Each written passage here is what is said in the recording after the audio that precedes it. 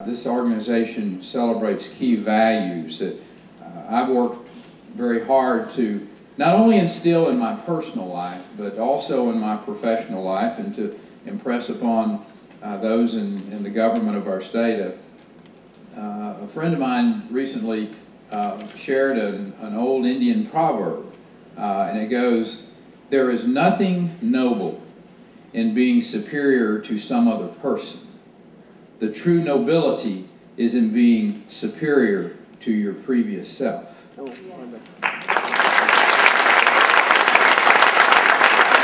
that passion continues to show itself in the continuous improvement that you all make as people and as a community. And I'm a firm believer in self-determination. Just like everyone in this room. The freedom of the individual to work their hardest, to reap the rewards of their toil.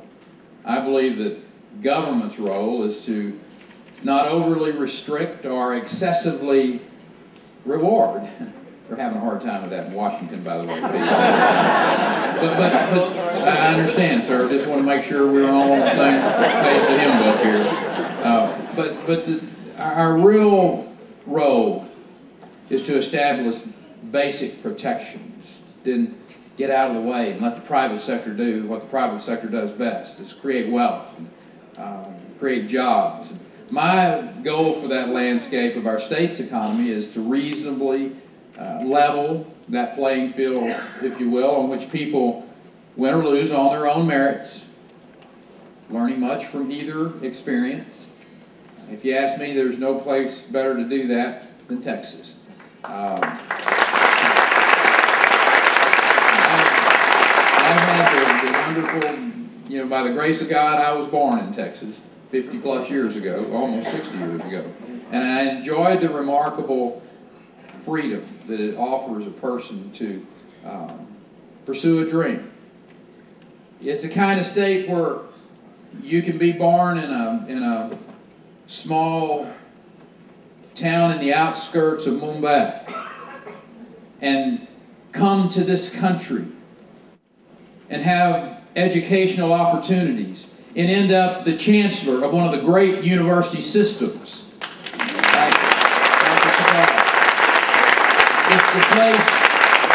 It's the place where a kid can be born on a tenant farm in a house with no running water and end up as the governor of the greatest state in the nation. That's the country we live in. That's the opportunity that it gives us. It's the kind of state where you can be born in Lankampur, India, complete a doctorate at the University of Houston, then build a pretty incredible pipeline company like Durga did. It's a great country. And Texas is about opportunity. So much that I would have thought that Romain Rolland, that French playwright, he was describing the Lone Star State when he wrote, "If there is one place on the face of the earth where all the dreams of living men have found a home, from the earliest day when man began to dream of existence, it is India." I would have thought he was writing about Texas. You see, I believe India and Texas have a lot in common. Just besides our hot weather and our spicy foods, we got more in common. In both places, you find strong emphasis on self-determination, a vigorous blending of cultures, high priority on family. In both places, you find a dedication to hard work, pursuit of economic success, an admiration for those who have succeeded and created opportunity for others to come along, to have phase 3. Correct? In the midst of this national dialogue about the economic turmoil that we find the world in, and bailouts and stimulus packages, I hear very few voices standing up for the entrepreneurs of this country. those among us who actually create jobs, give to charity, invest in the communities. People like those in this audience, people who I've had the great opportunity tonight to shake your hand, look you in the eye and say thank you for your generosity. Thank you for giving back. You may sometimes refer to yourself as Indo-Americans, but I would invite you to adopt a new title, Indo-Texans.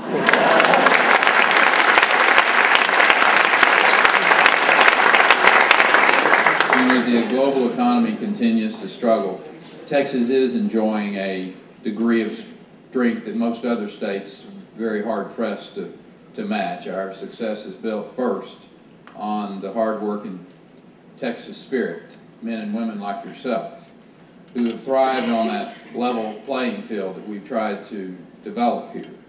One that's shaped by our efforts to keep government spending low and our taxes down, our regulatory climate predictable. That approach has drawn jobs from other states, investments from around the globe. International trade has flourished in this state. For years, Texas has been the top exporting state in the nation. In the first 3 quarters of 2008, Ed, we exported more than 1.5 billion in goods to India. That is a 36% increase over the previous year. Doc, we're shipping chemicals and computers and transportation equipment to India, and those materials are passing iron ore and steel and organic chemicals on the way to the United States and to Texas. We pride ourselves in our exports, but I hope we can continue to increase our imports, especially my favorite import, and that is direct foreign investment into our state. It's a good import. You know, when overseas companies invest in Texas, they build manufacturing facilities here, they establish a presence. They don't just create jobs in Texas. They enrich our corporate culture with innovative technologies and fresh perspectives. So we court that investment in Texas. We pursue those companies. We invest in those programs that increase that magnetic draw of our state's business climate. One of those efforts is our Emerging Technology Fund that Durga mentioned in his remarks. And what we're doing, we're basically investing in smart people. We're helping them turn their ideas that are developed in their fertile minds and in laboratories and research institutions into products that create wealth and jobs, that transform the world that we live in. Earlier today, I had that opportunity to announce a $5.5 million investment in a partnership between the University of Houston and Methodist Hospital. That partnership is going to focus its research on the development of nuclear receptors that switch diseases on and off at the cellular level. And I know Ed's looking at me, knowing I'm an Aggie, and going, he has no idea what he's talking about. Just because you went to Rice. So, for the Aggies in the crowd, let me explain this to you. What we're talking, this is animal science. We're going to get it down on the animal science level. What I do know is this is technology that'll bring a great return on our state's investment, and discovering therapies that not only will create jobs and wealth, but will save lives. We're changing the world in this state.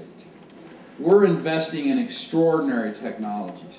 We are creating those steps, as I shared today, Ed, that's taken the university on that path to become a Tier 1 institution. It's those types of investments, it's those types of innovative, extraordinary, unique individuals who we lure from around the world that come to our state, that come to that campus.